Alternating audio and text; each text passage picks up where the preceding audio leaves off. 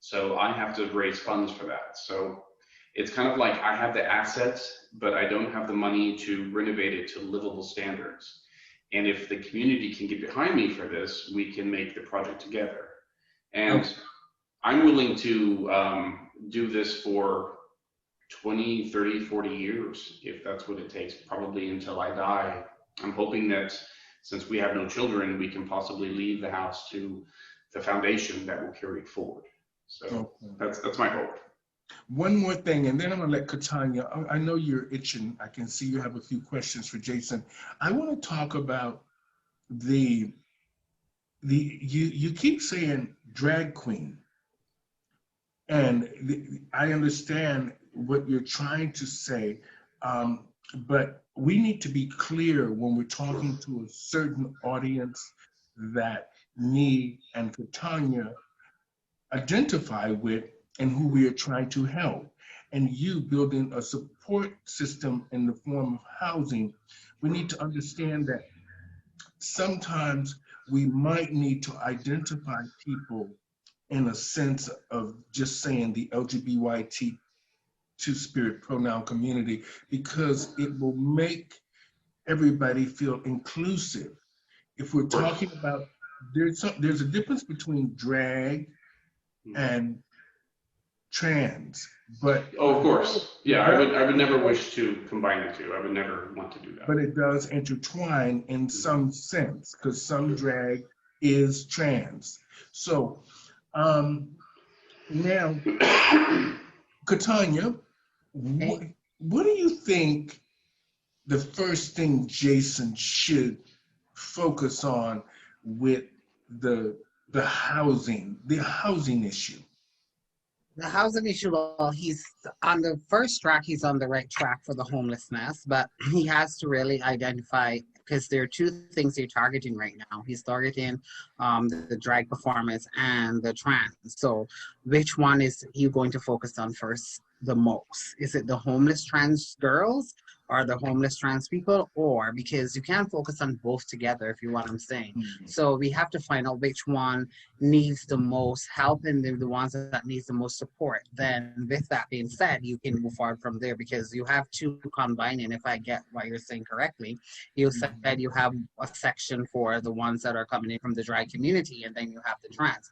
So we have to find which one needs the more support and which one needs the more immediate attention. Because if you're Sure. going for the homeless, if you're going for the homeless trans, not because that I'm trans, I'm going to say, well, that should be your main focus because you're just looking for the drag to actually come in and, generate funds or whatever the case may be. So that is where he has to determine which one he needs to focus on first and which one needs the most attention. I understand that. Okay. Now, Jason, now that because the reason I wanted you on the show, and Katanya, because she's very involved in the trans community, and she has great connections and great support and great information and knowledge that can help you and make things a little bit easier for you. So I'm glad she focused on you have to make a decision on what you're going to focus on first and make that your priority.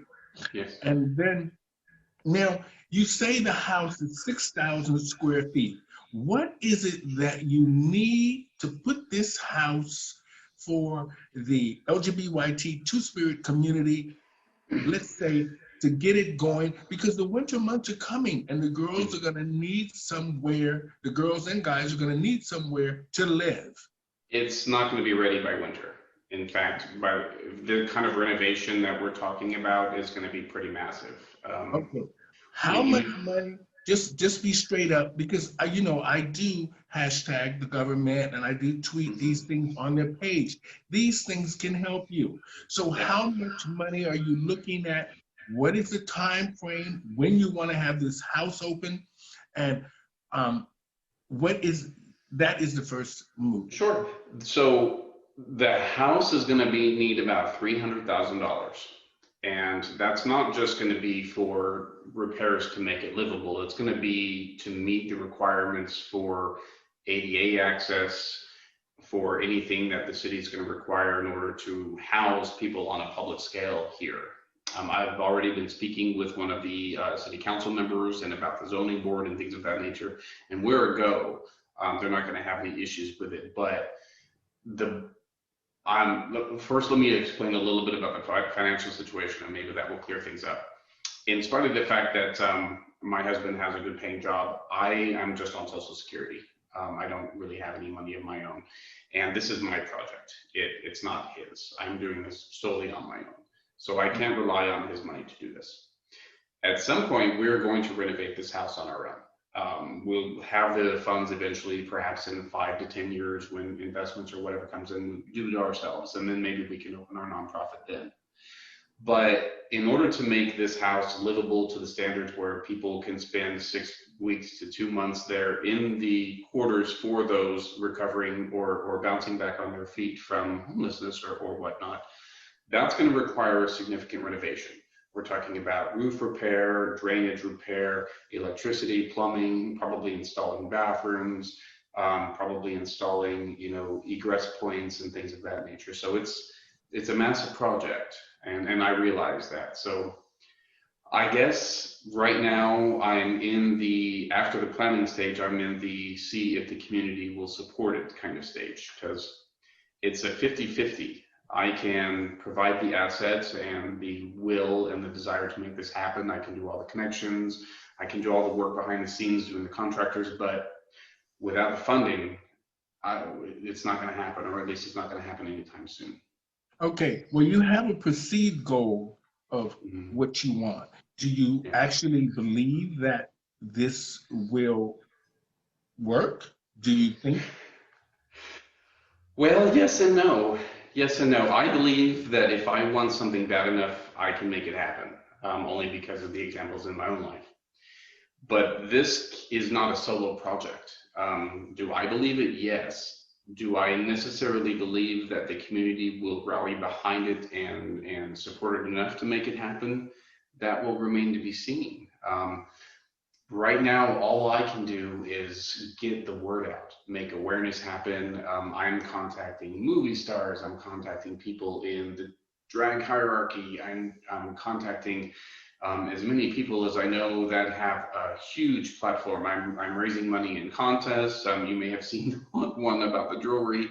Make me a TikTok. Do whatever you can right now. Not to raise money right now necessarily, but when we hit that nonprofit status, we're going to have the support of everybody in order to make it work. Katanya, can you explain to us, because I want Jason to understand, coming from a trans woman's point of view, and the fact that you're an activist, what are some of the real challenges Jason has to make after he make a focused decision on what's going to be first? What do you think is most important that Jason should be looking to do after the focus? After the focus, he should be looking to actually, who are you targeting, first of all, for your funding? Because this is going to be a lot of funding that you require, because it's going to be ongoing. So you have to actually have your funding there. And when you go out to your funders, or you reach out to people who you want to fund, what is it that you're giving back to the funder? You understand? Because people in this time nowadays, they always want to create a win-win situation. If I give you $75,000, what's in it for me? Where I'm investing $75,000 in your housing or your project, but what is in that for me? What am I going to get? Am I going to get advertisement? Am I going to get a branding? What am I going to get? What are you going to give me? So that is something. About that. That's perfect. Thank you. Exactly. So when you're going after funders or you're going after funding, you have to think. Say for instance, I'm going after Walmart for funding. This is just an example. If I go after Walmart for funding and I ask them for $50,000, how are they going to benefit from me getting that $50,000? What is in it for them? Is it going to be taxable for them, that they don't have to pay taxes on that? Right. Yeah. And that Are will we help going with to, this. Yeah. yeah, are we going to have a gala and we are going to invite their employees? Are we going to give them recognition? Are we going to have a plaque stating this house was built with a donation? Are we going to have them to invite them to a ribbon cutting? You have to sit down. Wonderful. That's why I would Wonderful. actually like to sit down with you and look and see how you're drafting your funding, because Yeah. every time you go to a business is a create a win-win situation. I am investing this in you.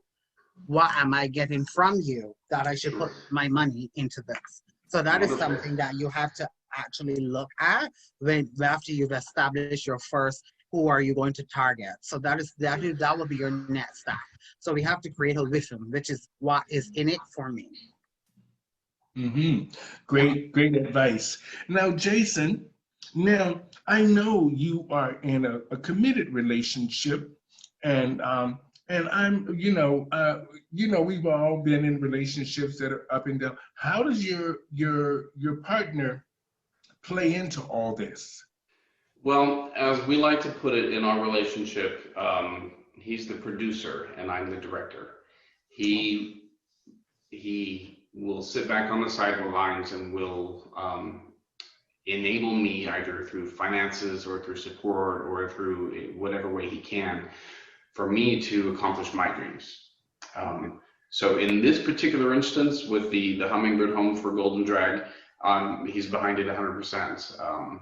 He wants to see the house transformed into something that's going to be useful for the community.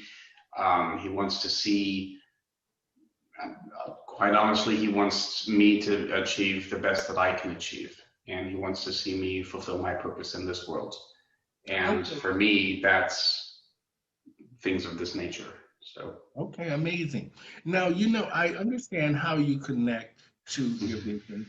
I understand how you want to reach out to other communities to make this a positive journey for everyone.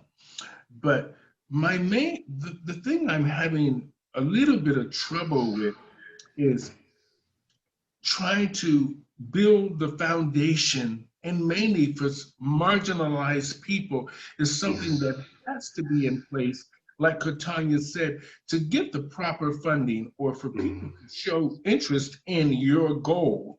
Because marginalized people aren't the first people most businesses want to help. They do that, like she said, out of tax breaks. What can I do for you and what am I getting? I think that's where the queens come in, or kings. Let me switch that delineation to performer. That's where the performers come in. In the bylaws of the nonprofit, again, half of the house being for performance, that's a collective. It's not just people living there and paying rent. In order to be a part of that collective, you have to orchestrate a performance once a month to bring in both money or awareness for the cause and or for the house. So we have to have the performance first, because otherwise the house is not going to be self-supporting. But when it comes to funding for the renovation, I don't envision I'm going to have a lot of issues with that, and I'll tell you why. The people that I've run into so far that are willing to help me, I've been blown away by the amount of support that I'm willing to get, even if it's just word of mouth. We see every day how TikTok and YouTube and things of that nature can change the world, just, if it can get the right kind of mojo going. I don't know if that will happen in this case, but I can see that there's enough interest in it to make it happen. And once we have the nonprofit status, that's when I start hammering the big stars. I want to say, hey, if you can't donate money, you need to spread the word about this. We need to get the word out. So, I think that, do you have an active website now, an active website where people can get information? Is there an active GoFund or active something to where it's ongoing, to where you're constantly in communication with different organizations and groups that could be beneficial to the Hummingbird Home? Right now, just the Facebook page and then the Facebook fundraiser. In terms of doing a whole web page for it, I've been considering it. I'm not very technologically inclined, so I might have to find help. Well, have you ever thought about conducting a GoFundMe page? Because I had considered it, yeah. it is that would be a very good idea because it's something that is really needed and it's a really good project that you have taken up. And to create a good GoFundMe page for that, you would actually receive overwhelming support. Thank you. Thank That's you. the I'll truth. do that. I'll do that And today. what demographics are you targeting? Are you, as Stephanie said, are you just targeting marginalized people? Are you targeting Caucasian, Blacks for your group? Everyone? Okay, All. perfect. Yeah. I can't begin to stress enough that I want the space, the campaign, our entire logic, our entire process to be about inclusion. I can't stress enough that even though, in fact, that's kind of what is behind my vision with the performance side supporting the nonprofit side, is that there apparently was a lot of stigma between the two worlds, and I want to bring them together. So I think this will be a fantastic way to do it. You know, Jason, our world is full of politics, and in somewhere in between, we have to find our voice and where our voice belongs. And always, the LGBT community, our voices have always not really been heard. They're like, oh yeah, okay, next. Now we're all communicating. We're making a difference. We're helping each other. We're reaching out. We're finally having some sort of a dialogue to have at least I heard you or I had a conversation with you. Not necessarily that it really matters, but you know I exist, I know you exist, and down the road, I won't do anything unless I'm pressured to do it, or it just benefits me or my business or my family. Now, where for you, I think the key to all of this, like Katanya said, is you need to set up a GoFund and just go for it. But I want to just say this, if it affects your livelihood and where you are now, with all of your benefits, all of that's going on with you, you need to rethink that if you can't go forth with the GoFund, because like Katanya said, you could raise the money you need for that house. Yeah, I think that as soon as we get that status, we're going to be cake, because it will lend legitimacy to the project. You know, it's not just some guy thinking that he can pull this off. With that, you know, with the filing with the state of New York and you know everything that comes along with that, we gain some legitimacy to it. We're able to say, hey, you can donate on a nonprofit status now. Things are tax deductible. I'm going to keep receipts like, you know, nobody's business. Make sure everything is well documented. So, you know, I think that we'll be okay. But this is a first for me, so I can't tell you how much I appreciate the advice and all the help and the support. Now, no problem. You're welcome. Go ahead. I told him, no problem. You're welcome. That's right. We're here to help each other, Jason. Now, we're going to get off of the funding. We have a clear, I think Katanya gave you some good information. For me, the next thing you really need to do is create more of an information outlet. Facebook is just not going to do it on its own. You're going to have to link up with some of these trans organizations, these reach out programs for the marginalized people, for the drag community that you're seeking. You're going to have to reach out to people that you know can make a real difference at the Hummingbird home. You need solid people that have solid lives, that have a solid goal for themselves, and they're willing to help you make your dream come true. And in turn, you are helping others. Now, Katanya, you explained to him what are going to be some of the challenges of, let's just say, the drag performers in the house and the trans performers in the house. What are going to be some challenges for Jason to keep order in this home? There will be challenges because there are two different genres, right? So you have the drags, and then you have the trans, and they will butt heads because they're not going to see eye to eye. It's just he needs to make sure that whatever ground rules that he's setting for the house, they abide by. And if it's possible that it's, I know it's going to be a house, but segregation, but to say to segregate them would be very bad. But I mean, if you can keep like the trans in one area and them in the other area, but if we will still be able to mingle. You understand what I'm Oh saying? yeah, So yeah. if you have upstairs or downstairs or east wing or west wing, whatever the case would be, that way you will help eliminate some of that feuding or some of that head butting that they may have. Absolutely. But it all comes That's down to ground rules and education. Because if you educate them and let them know, I get it. You may be trans, you may be a drag queen, you may be a queer guy, whatever the case would be. But we all are as one family. So it doesn't matter what your sexual orientation is. If you're living here, we have to live in unity and peace. yeah. So therefore, you have to have like workshops. You know what I'm saying with them. Absolutely. Although they're there and they're living there, have workshops with them. You know, you have meetings with them. You find out what issues they're facing. You have to be in their face because there will be issues. You're having issues with them.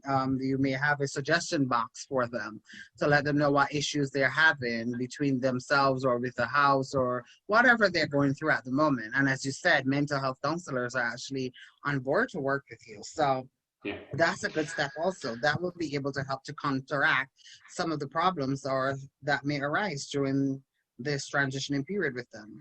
Perfect. I completely agree. One of the things that we are going to make mandatory if you want to be a part of the collective is conflict resolution classes. Like you have to go through courses to understand what that's all about and open lines of communication. But you make very valid points. We need to have regular meetings. I need to be open to different sort of, inputs and whatnot. Every performer that's going to be living there is going to have a vote. And when issues arise that anybody has an issue with, we're going to come together and talk about it and things of that nature. So everybody's going to have a voice. Everybody's going to be able to come together. So okay, I have a few suggestions, Jason. sure. They're just suggestions. You don't have to take them to heart. I really feel that you say when you're talking, you talk about the performers and the drag queens with more ease because